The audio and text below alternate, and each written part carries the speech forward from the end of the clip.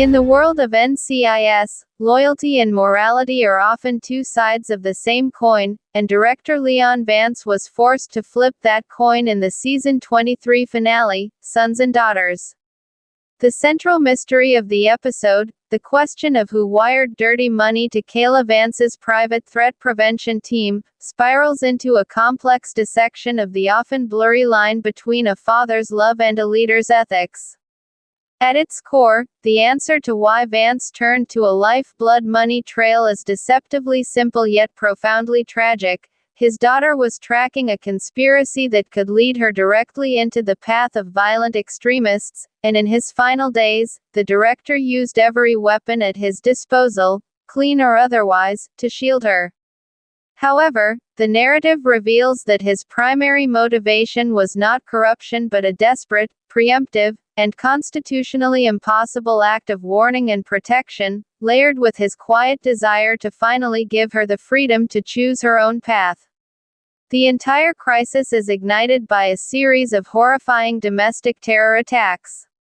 A year before his death, Vance is on a video call with his daughter when the coffee shop she was standing outside is obliterated by a suicide bomber.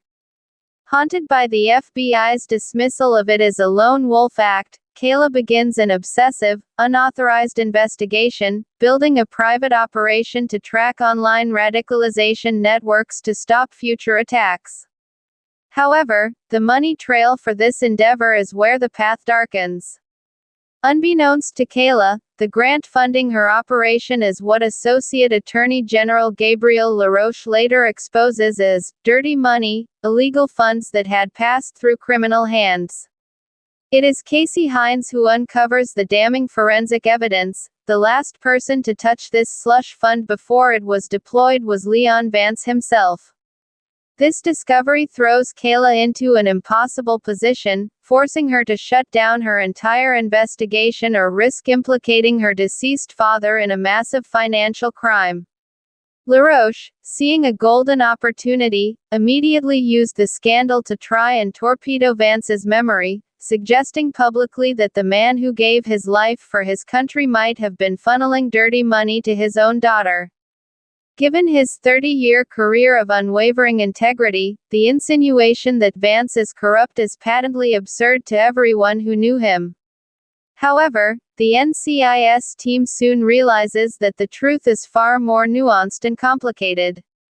Vance, the ultimate pragmatist, did not touch that money because he was on the take. He touched it because he discovered its existence and origin during a federal investigation, and he saw a tactical, if unorthodox, opportunity before his untimely death. The forensic accounting doesn't lie. The digital breadcrumb shows his credentials were used to access the fund, but his objective was never to enrich his daughter. Instead, his signature on that financial transaction was the equivalent of lighting a flare on a dark road. Vance knew his daughter was digging into a landmine of a case that involved powerful, elusive, and violent forces. By following the source of the dirty money, Kayla would inevitably come face to face with the very criminals Vance, as NCIS director, was constitutionally obligated to apprehend. He secretly wired those funds as the perfect bait.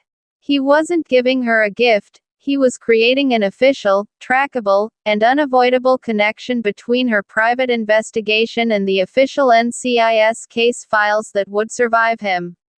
In a chess move typical of Vance, he used the money to force the system to protect his daughter, converting a potential liability into a lifeline.